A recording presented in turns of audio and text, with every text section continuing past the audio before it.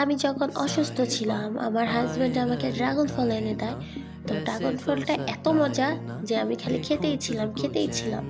তো কে কে আমার মতো ড্রাগন ফল খেতে পছন্দ করো কমেন্টে জানাবেন। আর সবাই দয়া করে সাবস্ক্রাইব করে দিবেন।